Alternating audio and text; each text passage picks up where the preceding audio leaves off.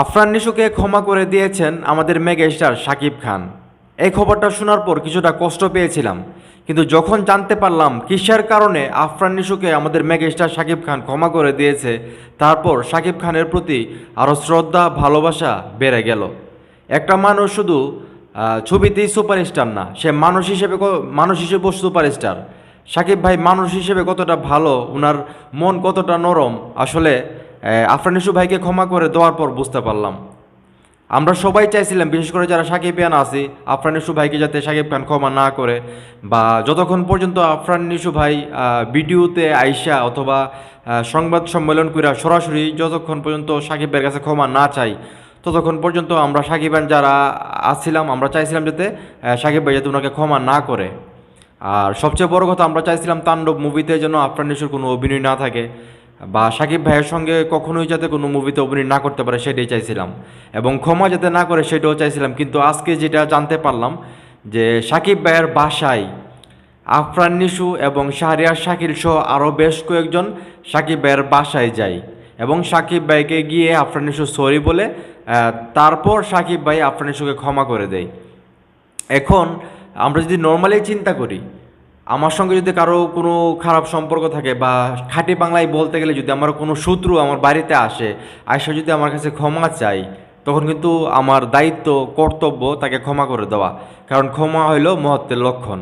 তো সাকিব ভাই কতটা মহৎ, ওনার বাড়িতে একজন মানুষ গিয়েছে যে নাকি ওনাকে ছোটো করছে বারবার, অনেকভাবে ছোটো করার চেষ্টা করছে, তারপরেও কিন্তু যেহেতু বাড়িতে গেছে এবং সাকিব ভাইকে সরি বলছে, সাকিব ভাই সঙ্গে সঙ্গে ওনাকে ক্ষমা করে দিচ্ছে এবং ছবি তুলছে। তো এর থেকেই বোঝা যায় সাকিব ভাই মানুষ হিসেবে কতটা ভালো। তো এটা নিয়ে অনেকে অনেক কথা বলতেছে, আমি এক দুইটা ভিডিও দিছি আবেগে আবেগে। তো এইগুলা আসলে কি বলবো, মানে সাকিব ভাইকে আমরা বেশি একটা মানে কতটা ভালোবাসি সেটা সাকিবিয়ানরাই জানে। অনেকেই আমাদেরকে অনেক কিছু বলে, এখানে আসলে সাকিবিয়ানরাই বলতে পারে বা বুঝতে পারে সাকিবিয়ানদের মনের অবস্থা। তো যাই হোক, সাকিব ভাই যেখানে আফরান নিশু ভাইকে ক্ষমা করে দিয়েছে, সেখানে আসলে আমাদের তো আর কোনো কথা নাই, কারণ আমরা সাকিব ভাইকে কেউ খারাপ বললে, কেউ কষ্ট দিলে সেটা আমাদের খারাপ লাগে, আমাদের কষ্ট লাগে। সাকিব ভাইকে কেউ ছোটো করলে সেখানে আমরা নিজেদেরকে ছোটো ছোটো মনে করি, ছোটো হই। তো সবসময় কেউ যদি সাকিব ভাইকে কিছু বলে তার প্রতিবাদ করি। আর আমি এই পেজে অনেক ভিডিও দিচ্ছি আফরান নিশু ভাইকে নিয়ে, সেই ভিডিওগুলো কিন্তু আসলে রিপ্লে ভিডিও দিচ্ছি। কেউ যদি সাকিব ভাইকে কোনো ছোটো করে কথা বলছে, বিশেষ করে আফরান নিশু ভাইয়ের যে ফ্যান পেজগুলো আছে বা ভক্তরা যারা আছে, যারা আমার মতো সাকিব ভাইকে নিয়ে ভিডিও বানায়, তারা আফরান নিশু ভাইকে নিয়ে ভিডিও বানায়, তারা যখন সাকিব ভাইকে নিয়ে কোনো বাজে পোস্ট দিছে, সেই পোস্টটাকে আমি কেন্দ্র করে আমি ভিডিও বানাইছি এবং সেটা রিপ্লে দিছি বা সেটার আনসার দিছি। তো আমি কিন্তু কখনোই নিজে থেকে মানে ডাইরেক্ট কোনো ভিডিও বানাই নাই, আমি জাস্ট আনসার দিয়ে ভিডিও বানাইছি। তো এখন কথা হলো, সাকিব ভাই যেহেতু আফরান নিশু ভাইকে ক্ষমা করে দিছে, সেখানে আমরা যারা সাকিবিয়ান আছে আমাদের তো আর আসলে রাগ রেখে বা খুব রেখে কোনো লাভ নাই।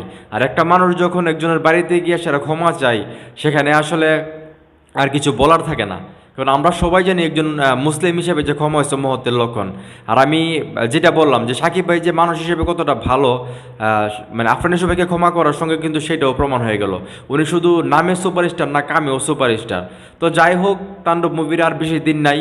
তো তাণ্ডব মুভির প্রচারণা আসলে চালাতে হবে, এবং আফরান নিশু ভাইকে নিয়ে আমি আর ভিডিও বানাবো না, নেগেটিভ ভিডিও বানাবো না, পজিটিভ ভিডিও বানাবো না, কোনো ভিডিও আমি আর বানাবো না আফরান নিশু ভাইকে নিয়ে।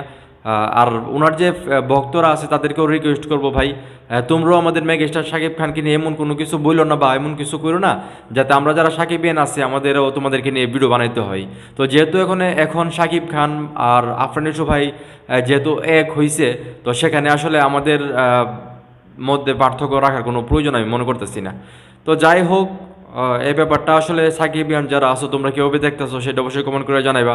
আর সাকিব ভাই যে আসলে কত বড় মানে মনের মানুষ, সেটা তোমরা কীভাবে দেখতেছো সেটাও কমেন্ট করে জানাইবা।